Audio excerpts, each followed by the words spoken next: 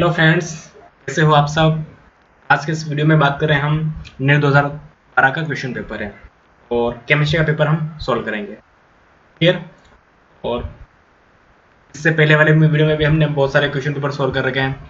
आप चैनल पर जाके सारे वीडियो देख सकते हो, एक्सप्लेन कर सकते हो, ठीक है, एक्सप्लोर कर सकते हो। तो शुरू करते हैं अपनी केमिस्ट्री 2012 का पेपर है ये। और 12 में क्या था, देखो पहला क्वेश्चन क्या था अपना केमिस्ट्री का। क्वेश्चन फर्स्ट है, gives energy for the decomposition of Al2O3 at 500 degree Celsius as follows. है ना, गिव्स एनर्जी दे रखी है आपको इस रिएक्शन के लिए।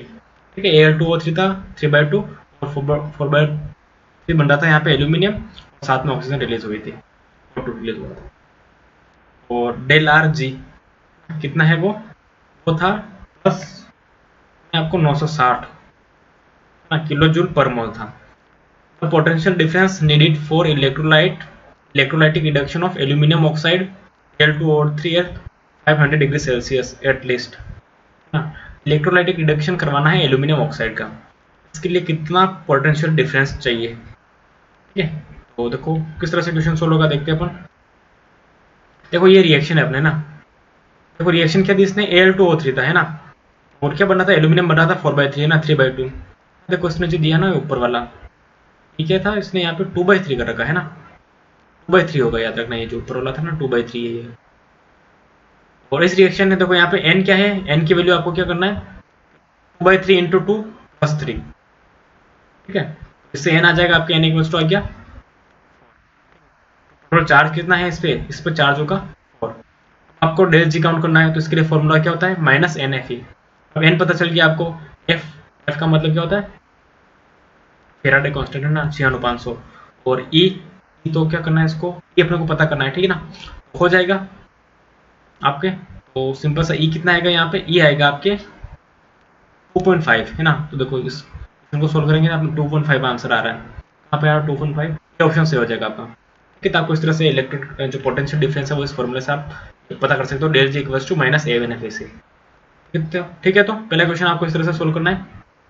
अगला क्वेश्चन है, which of the following compounds can be used as anti freeze in automobile radiators.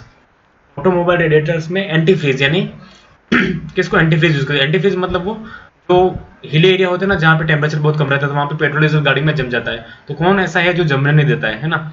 तो यार नाम याद रखना, ग्लाइकोल, इथाइल ग्लाइकोल या एथिलीन ग्लाइकोल जो भी आ जाए ना, तो एथिलीन ग्लाइकोल को यूज करते हैं एंटी फ्रीज एजेंट के रूप में। कश्मीर वगैरह साइड में है ना, अपने हिमाचल कश्मीर में ये वाला यूज करते हैं। क्वेश्चन थर्ड है, a certain gas has take 3 times as long effuse ना out as helium, it's molecular mass will be. एक ऐसी गैस है ना जो इफ्यूज होने में 3 टाइम ज्यादा टाइम ले रही है ना हीलियम से, उसका मास कितना होगा, मोलिकुलर मास कितना होगा।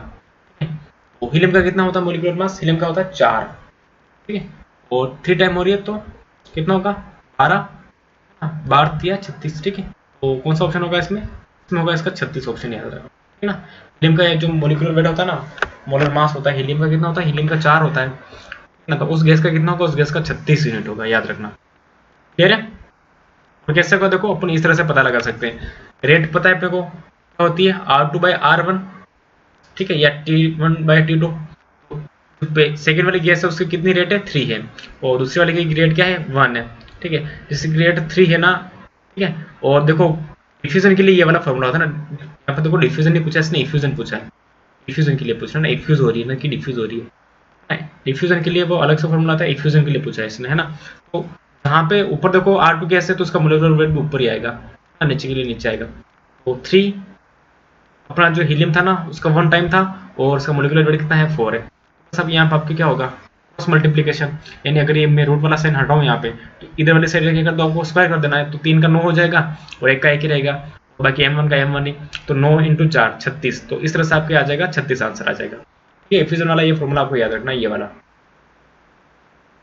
ठीक है। क्लियर है, तो ये गैसेस स्टेट में से अपने क्वेश्चन आया है। अगला क्वेश्चन है चौथा, a vapour pressure of chloroform and dichloromethane at 25 degree Celsius are 200 mm of Hg and 415 mm of Hg। ठीक है, क्लोरोफॉर्म की तो है 200 mm of Hg और डाइक्लोरोमीथेन की है 415 mm of Hg।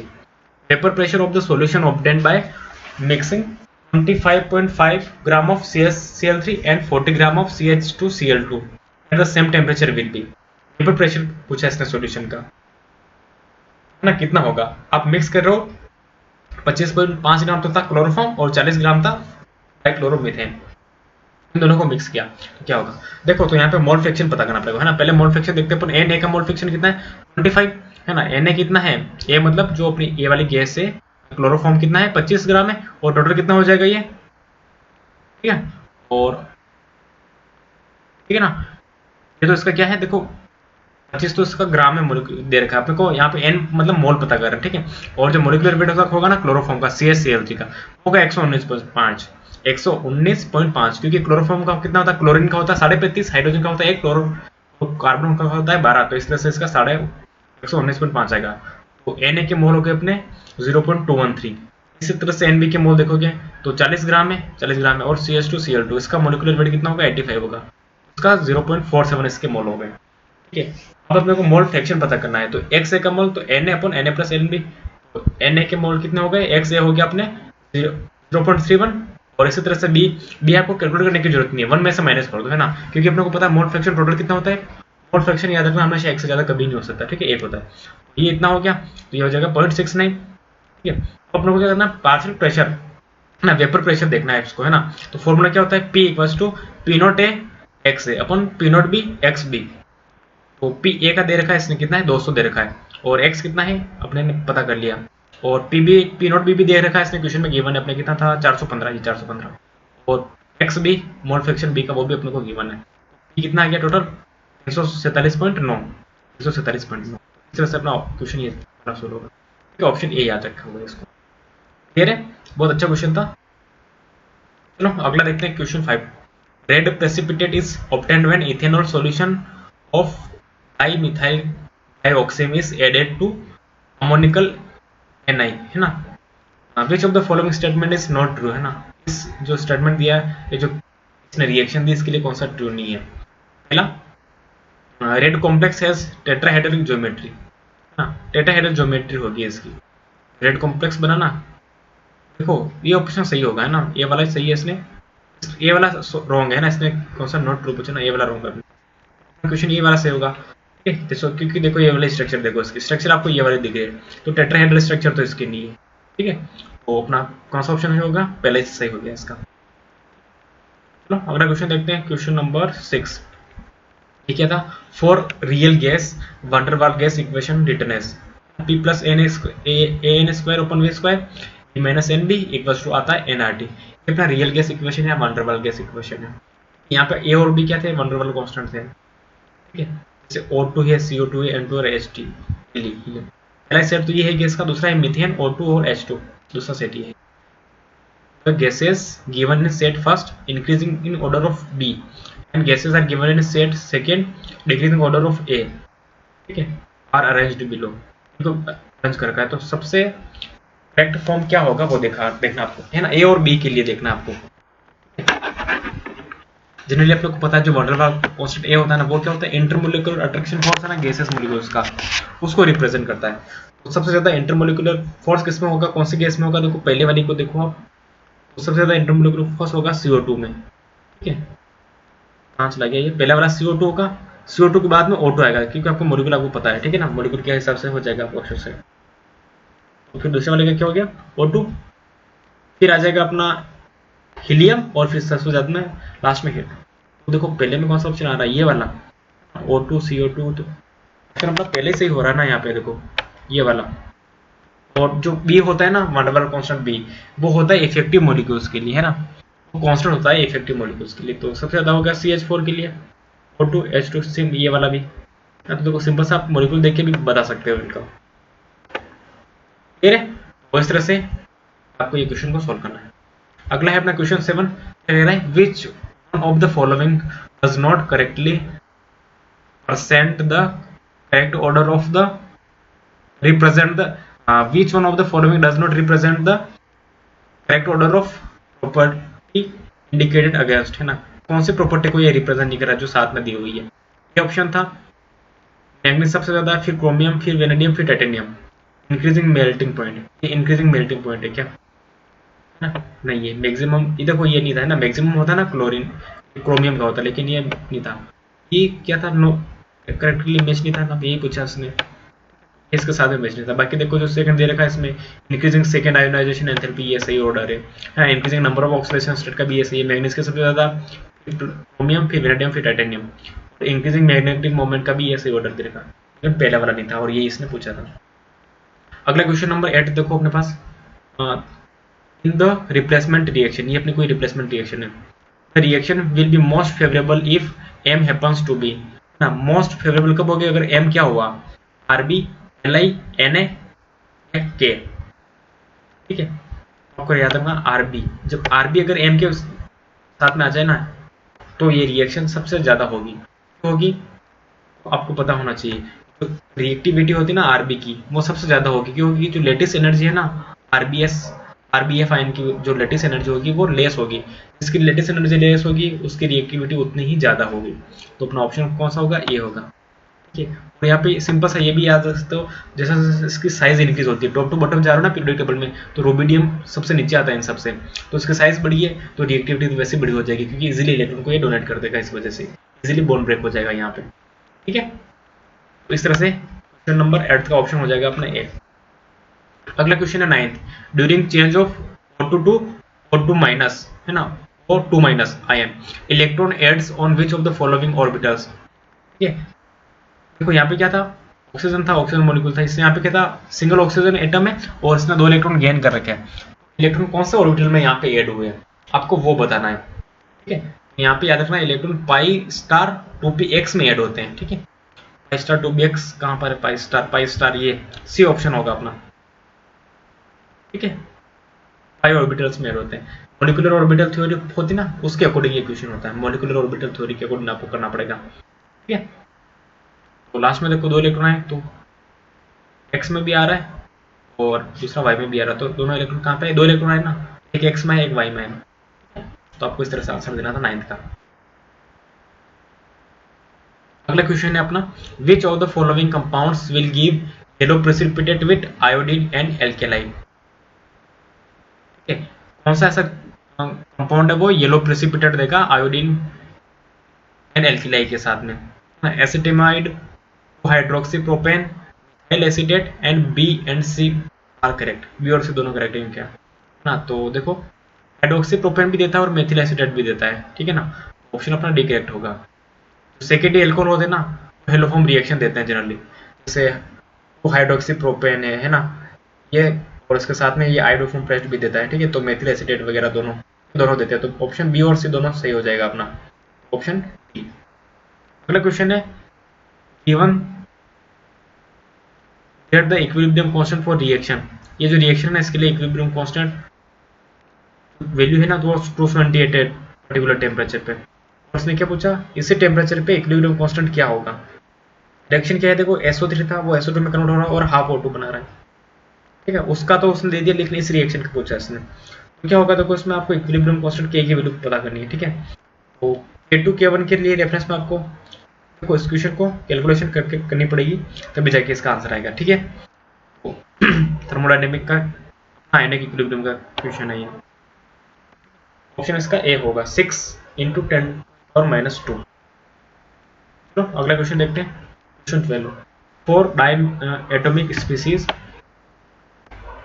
4 diatomic species दे रखी है आपको, ठीक है, तो करेक्ट ऑर्डर क्या होगा, बॉन्ड ऑर्डर पूछा है इसने, ठीक है, तो बॉन्ड ऑर्डर याद रखना, बॉन्ड ऑर्डर के लिए सिंपल सा होता है, जितने ज्यादा माइनस में इसकी आपको नंबर दिखिए, ठीक है, जितने ज्यादा माइनस में चार्ज दिखे उसका बॉन्ड ऑर्डर उतना ही ज्यादा होगा।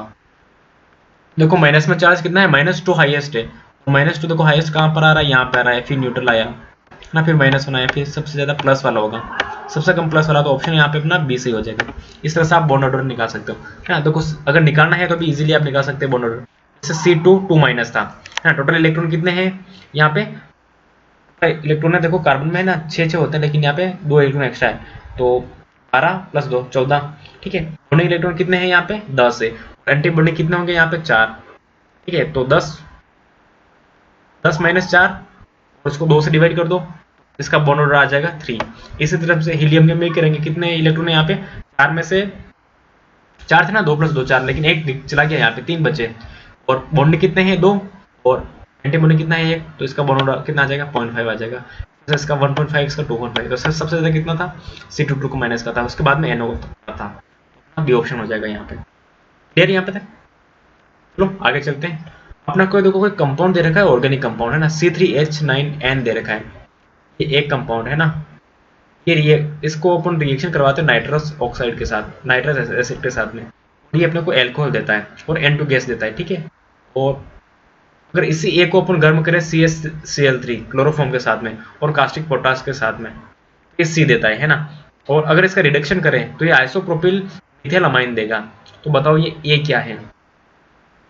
C3H9 है, तो अपने को वो स्ट्रक्चर बतानी है C3H9 की क्या स्ट्रक्चर है, ठीक है। याद रखना, देखो क्लोरोफॉर्म के साथ में भी रिएक्शन कर रहा है ये, है ना, कास्टिक पोटास के साथ में कर रहा है, मतलब KOH के साथ में, ये एक प्राइमरी अमाइन होगा, है ना, प्राइमरी अमाइन की रिएक्शन है ये, कार्बिल अमाइन रिएक्शन, ठीक है ना। और कार्बिल अमाइन में प्राइमरी होना चाहिए।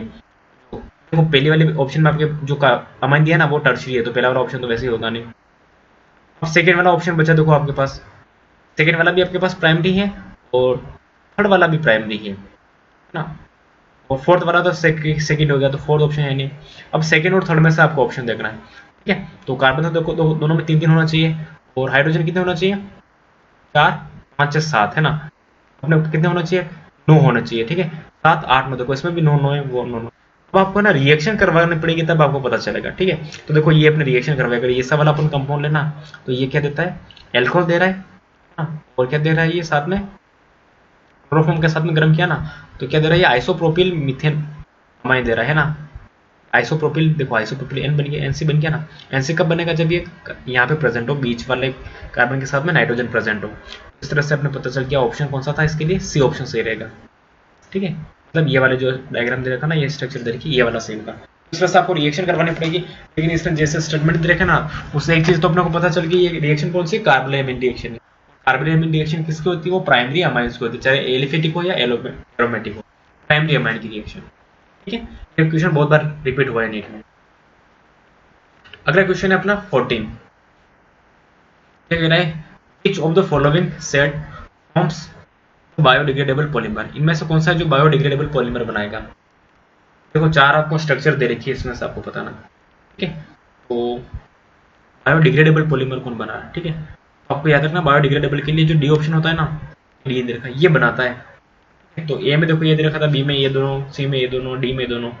तो देखो पहला दे रखा ना इसमें NH2CH2COOH ना, नाइलॉन 2 होता है, नाइलॉन 6 होता है ना, नाइलॉन 2 और नाइलॉन 6, ये नाम नाइलॉन 26 या नाइलॉन 26 को बायोडिग्रेडेबल पॉलीमर होता है।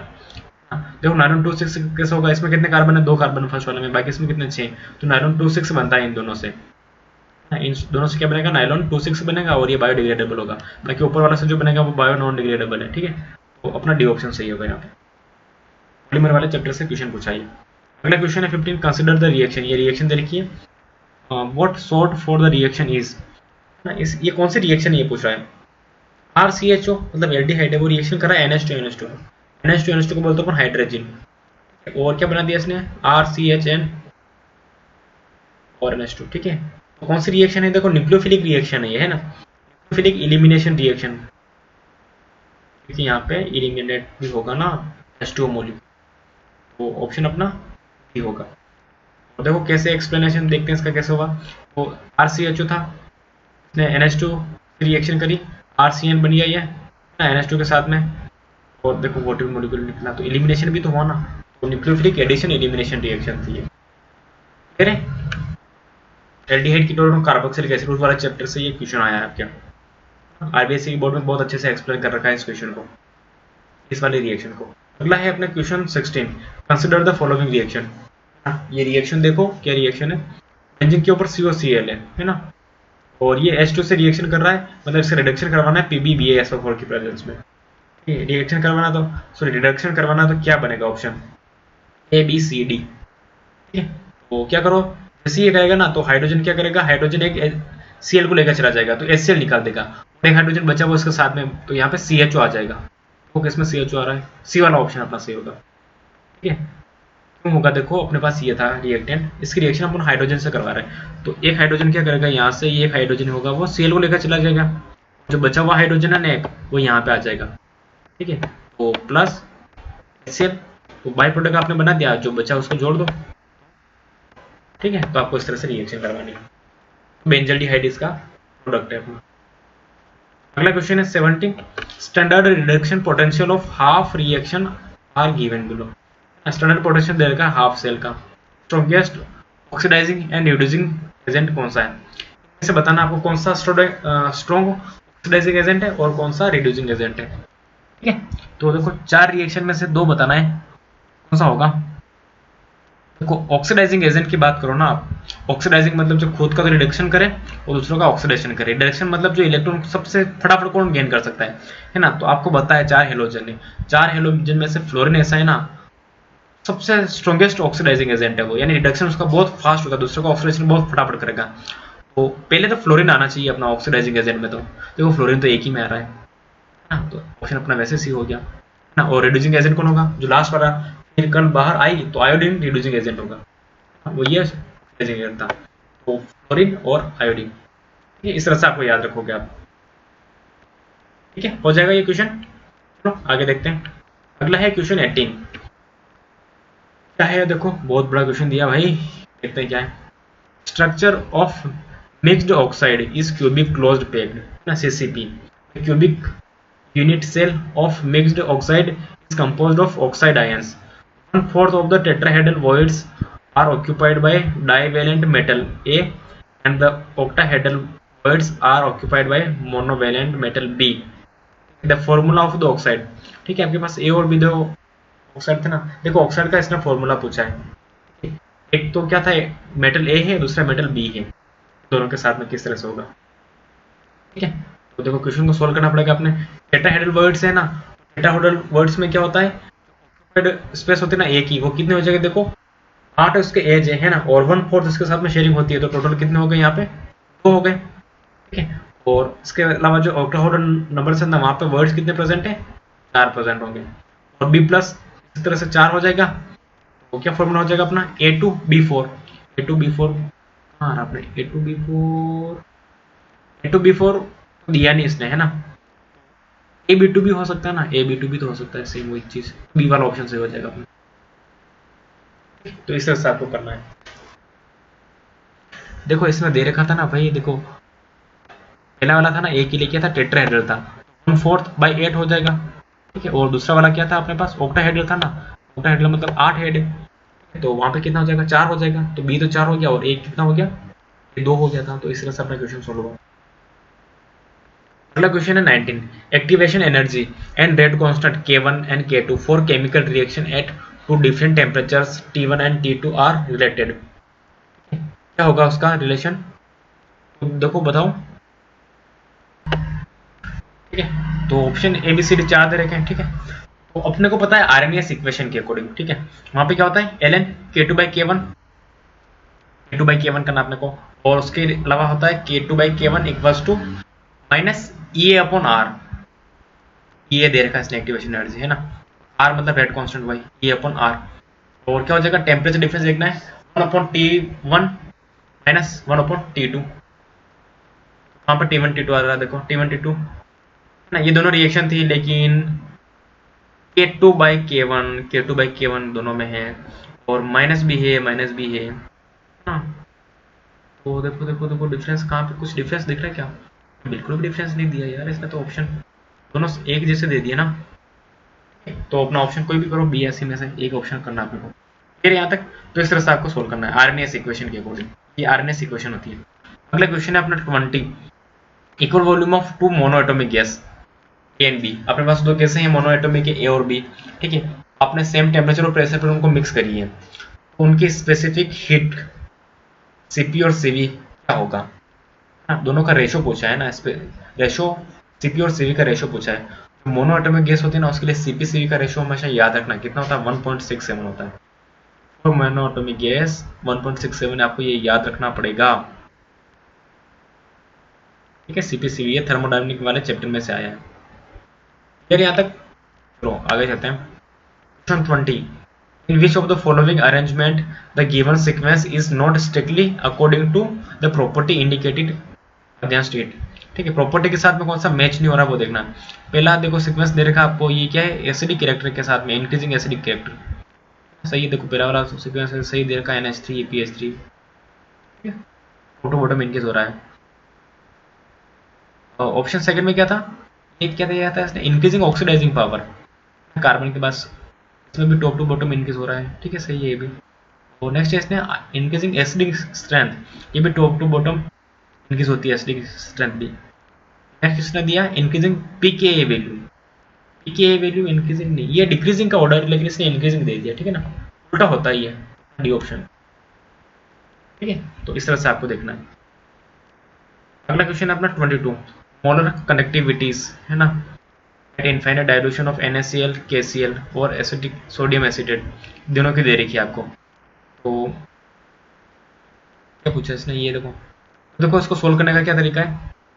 तो इसको सोल्व करोगे आप तो 390 आएगा। ठीक है, ये आपको दे रखा ना 91 किसका था वो, और 425 किसका था वो, इसमें से माइनस किसका करेंगे, देखो NaCl का करेंगे। देखो सिंपल सा रिएक्शन, देखो अपने CH3COOH, ये रिएक्शन आपको करवानी है। उसमें क्या आ रहा है, देखो इसके लिए CH3COOH Na, ये भी ऐड होगा है ना, और H चाहिए अपने को, तो H भी इसी के साथ में ये आएगा। अब Na और Cl, इसमें से Na जाएगा, ये Na इसमें से जाएगा, और Cl इसमें से जाएगा।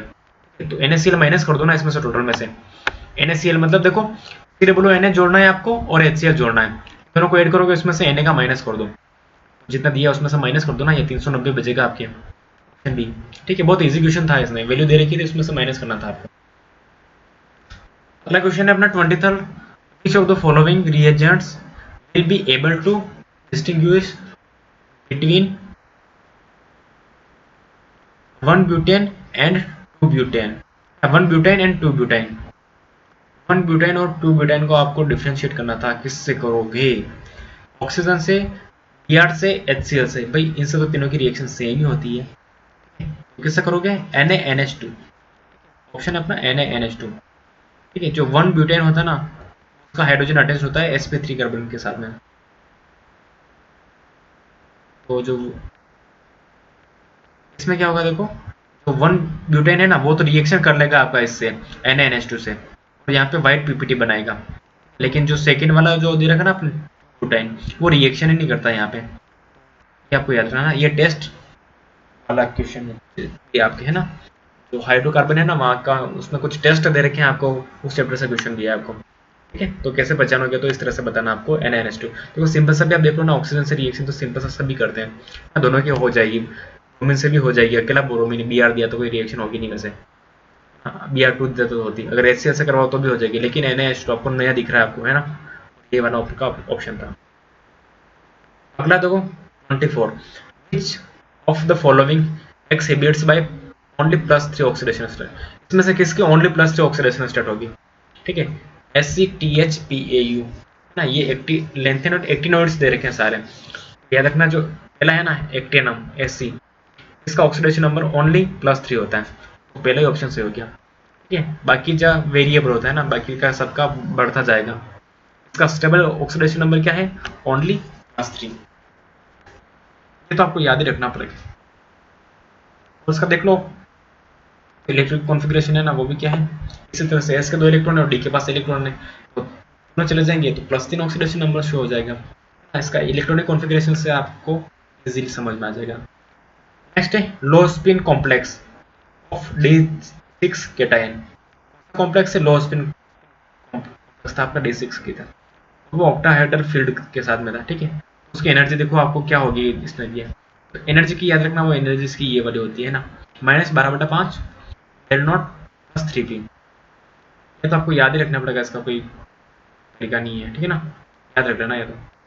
अगला है ऑर्बिटल एंगुलर मोमेंटम ऑफ एक p electron is, p electron का जो एंगुलर मोमेंटम है, ऑर्बिटल एंगुलर मोमेंट, तो उसका फॉर्मूला क्या है। देखो p ऑर्बिटल का पूछा ना, सिंपल सा अपने पास ये वाला फॉर्मूला होता है इसका। ठीक है ना, L√L+1 फिर h/2π होगा। तो p का पूछा इसने ना, तो p के लिए जो एन की वैल्यू है, एल की जो वैल्यू होती है ना वो 1 होती है ना, एस के लिए 0 होती है, पी के लिए 1 होती है, डी के लिए 2 और एफ के लिए 3, इस तरह से वैल्यू होती है। पता ही होगा आपको जो एल मतलब अपन किसकी बात कर रहे हैं, एजीमुथल क्वांटम नंबर की बात कर रहे हैं, ठीक है ना। देखो इसको, ये 2 बचा √2 एच अपॉन 2 पाई ही है, तो एच अपॉन √2 पाई, तो कहाँ दिख रहा है आपको, ऐसा ऐसा सी वाला ऑप्शन में दिख रहा है, ठीक है। ये फॉर्मूला आपको याद होना चाहिए। तो आपको अगर एस का पूछते तो यहाँ पे देखो 0 आ जाता, ये पूरा 0 हो जाता, तो एच अपॉन 2 पाई हो जाता उसका, ठीक है। तो इस तरह से किसी का भी पूछ लिया एसपीडीएफ चारों में से आप किसी का भी बता सकते हो, किसी भी ऑर्बिटल का। अगला कुछ आपको दे रखा है, given the reaction between 2 gases represented by A2 and B2 gives the compound AB, ठीक है। A2 B2 रिएक्शन कर रहे हैं आपस में और 2AB का फॉर्मेशन किया, और इसके जब इक्विलिब्रियम में है ना, दोनों की कंसंट्रेशन की किससे होगी, तो A2 की कंसंट्रेशन भी दे रखी है आपको और B2 की कंसंट्रेशन भी दे रखी है, आपको टेम्परेचर भी दे रखा है 570 डिग्री सेल्सियस। यहाँ पे केसी की वैल्यू क्या होगी वो बताना है, बहुत ईजी है। केसी में क्या करना, आपको प्रोडक्ट अपॉन रिएक्टेंट कर देना है, ठीक है। तो प्रोडक्ट कौन है अपना, AB, AB कितने मॉलिक्यूल है, इसका 2 मोल है ना, तो AB square upon A2 B2 हो जाएगा। ये AB का स्क्वायर हो गया, ये यहाँ पे स्क्वायर क्यों हुआ, क्योंकि मोल कितने थे यहाँ पे इसके 2 थे ना, ये इस वजह से। नीचे और AB भी देखो, AB का कितना दिया इसने, कहाँ दिया है AB का,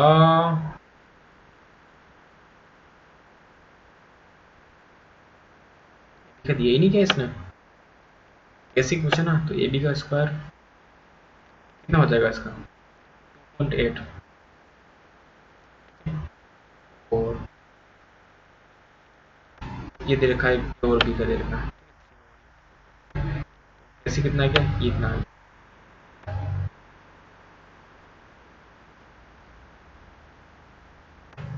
ये देखो इसने यहाँ पे ना ये AB का भी इसमें दे रखा होगा है ना क्वेश्चन में, देखना जो AB है ना, AB है, इसकी ये वैल्यू ये भी गिवन थी क्वेश्चन में है ना, लेकिन यहाँ पे प्रिंट मिस्टेक है, एक वैल्यू भी थी तभी इसका आंसर आएगा, अदरवाइज तो कैसे आएगा। चलो प्रोडक्ट अपन रिएक्टेंट करना था उसमें। नेक्स्ट है क्लोराम्फेनिकोल इज एन, क्लोराम्फेनिकोल होता है वो क्या होता है, एंटीसेप्टिक एक डिसइंफेक्टेंट है या antibiotic broad spectrum. Chloramphenicol antibiotic है, लेकिन कौन सा है वो ब्रॉड स्पेक्ट्रम का है, ठीक है।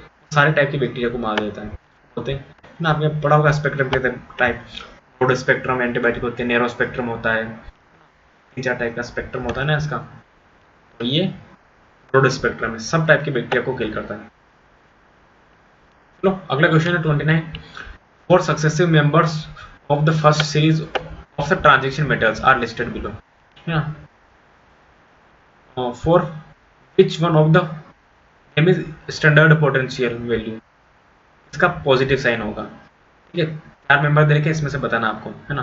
Metal with positive standard potential are, देखो सबसे ज्यादा जब पॉजिटिव पोटेंशियल होगा ना वो होगा कॉपर का, जैसे जैसे एटॉमिक नंबर इसमें बढ़ता ना, इसमें जैसे जैसे इसका बढ़ता जाएगा, ठीक है। तो सबसे ज्यादा एटॉमिक नंबर किसका है, अपना कॉपर का है ना, आपको याद रखना है इसका, इसी का सबसे ज्यादा होगा पॉजिटिव साइन के साथ।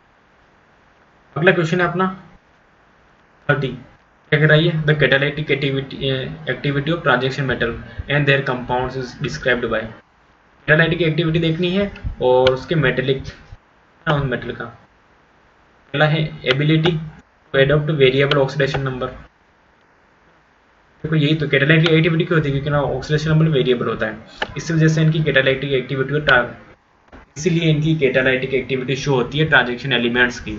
फिर यहाँ तक चलो आगे चलो, अरे इतना ही था क्या, हाँ। तो देखो ये अपने 2012 का पेपर था और केमिस्ट्री के तब 30 क्वेश्चन आते थे ना, तो इस तरह से हमने केमिस्ट्री के 2012 के पेपर के 30 क्वेश्चन सोल्व किए, ठीक है। अगले वीडियो में हम बात करेंगे इससे 2012 के पेपर की बायोलॉजी के क्वेश्चंस की। तब तक पढ़ते रहिए, मस्त रहिए, जय हिंद।